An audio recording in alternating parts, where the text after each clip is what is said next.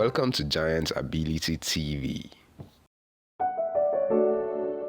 Traveling is widely believed to be a part of education, meaning the wider you travel, the more enlightened you are expected to be. It is also important to come to terms with the fact that zeal, no matter how much without knowledge, is not different from a running horse. When migration is deliberate and for the advancement of a career, the action is productive. But when checking out of a country, especially by a citizen of that country, is based on pressing issues of social, political, and economic reasons, in search of a greener pasture, and without the requisite elements or foundation on which the journey is built, this can be classified as an adventure for window shopping. Test of life relative to a change in geographical location as well as an adventure in uncertainty. When professionals such as doctors, nurses, accountants, and the likes immigrate out of a country that is developing to a developed country, take cognizance of the fact that a lizard in Nigeria is a lizard in America. As they are considered productive human capital in Nigeria, so are they also wherever they find themselves. This constitutes, in every sense of the words, brain drain. Other immigrants who are not professionals, such as fresh graduates and underemployed, most of whom were beneficiaries of the gestures of the British Embassy, who issued more than 70,000 students and non-student visas to Nigerians, especially the younger ones, within the space of 6 months in this year 2022, are, in my candid opinion, lucky but not fortunate. Rather than being a good description as brain drained from Nigeria, they are the brainwashed.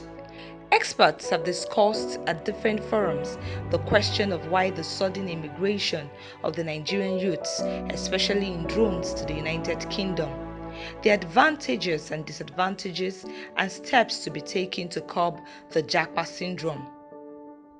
In trying to prefer working and progressive solutions to the problem of exploitation of Nigeria's human capital assets by Britain and other developed countries, by granting visas to a large population of the youths in an unprecedented record time, the reason, understandably, is to help the immigrants work and pay taxes to develop the host countries. We should also not lose sight of the very serious fundamental political problems that this move is capable of escalating. The pertinent question to ask is, of all the Nigerians that are checking out of the country for a better life, how many northerners are among them? Take cognizance of the fact that the Nigerian in diaspora have contributed to the economy of Nigeria through their remittance. For instance, Babajide Komolafe, an economic analyst with Vanguard newspaper, reports that Nigeria's diaspora remittances continued its upward trend in the first quarter of the year, rising by 20.3% year on year, $5.16 billion from $4.29 billion in the same period of last year, 2021. The implication of this brain drain, or what is referred to as Japa syndrome, can be likened to this analogy where you had a set of two groups out for hunting. In the process, one group of the hunters with guns in their hands asked the other groups without guns to go to the other side of the forest and comb the forest towards the other groups with guns, so that the animals that tried to escape would be gunned down. This analogy, as simple as it may appear to be, is very instructive when viewed from the meaning of what contagious madness represents. The first set of hunters were mad and succeeded in allowing their madness to make mad people out of the other group, to paint a picture of what is describable as maddening madness. The youths of the South are being sent into modern slavery by their northern counterparts and their parents. When the immigrants, Nigerians abroad, get stuck outside the shores of the country, their slave masters will be home enjoying the wealth of the nation by occupying all important positions till thy kingdom come. The expectations of Nigerians from their hopes and aspirations have been doused, leaving them only with the option for resolutions from their despair. The madness of Nigeria is curable, and the only medication needed is the truth. Until Nigerians are ready to sit down and discuss the way forward ahead of the 2023 elections, there is definitely no hope of future in view. Just a few days before the 2023 presidential election, the human rights activist and lawyer Femi Falana-San, who was at a channel's television program called Politics Today of November 27, 2022, asked that the legislative arm of the government should pass the Electoral Offences Commission bill to punish electoral offenders. This bill, he claimed, is long overdue, as it was a recommendation of the Justice Ware's panel of 2009. I would like to take advantage of this opportunity to appeal to the House of Reps members to pass the Electoral Offences Commission bill, which was passed in July last year by the Senate.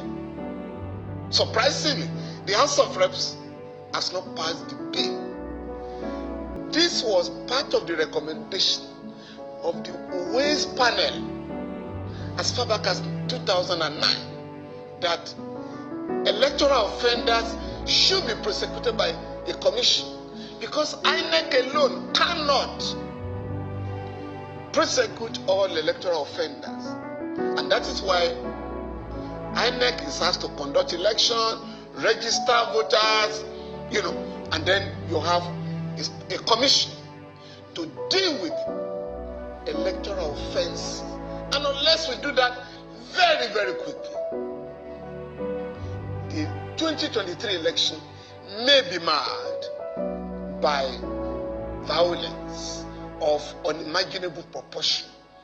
He suggested that the politicians, rather than jumping about, should sit down with the INEC and the government of the day to chat about a new course for, at least, if going forward is not possible, returning should be a good option.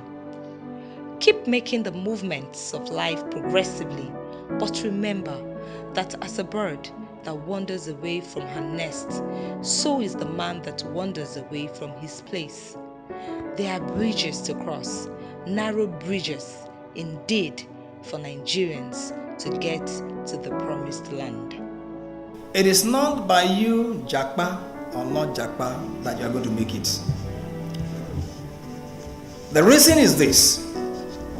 Every one of us, I believe everyone here, there's no one who does not believe that there's a God.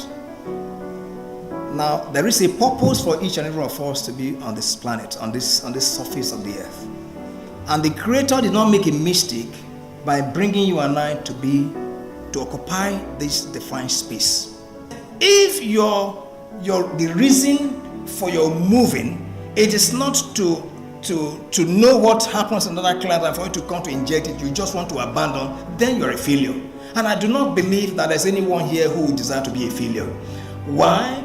Nigeria as a nation is being given to us as leaders in our own right to defend. All the inheritance of this land is given to us to not just to defend, but equally to explore and ensure that the best is derived from them. But it takes you, the emerging leaders, it takes you and I to be able to exploit, to understand what the problems are, and not to abandon the problems and to take flight. Thank you for watching. Please don't forget to subscribe to all our social media platforms, YouTube, Instagram, and Facebook.